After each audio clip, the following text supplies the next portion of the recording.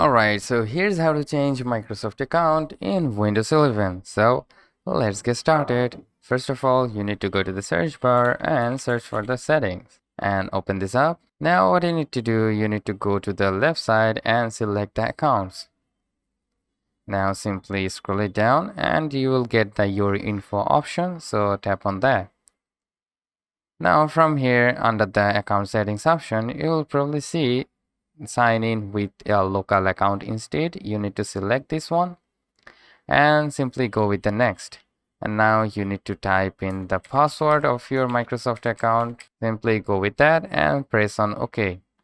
Now simply go with the username that you want, and if you want any kind of password, then you can type in the password to protect your computer.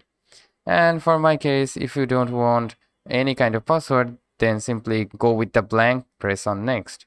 Now if you tap on the sign out and finish, then your PC will be restart and you get your Microsoft account changed in Windows 11. So hope this video helps you out. If yes, please leave a like and we'll see you pretty next time.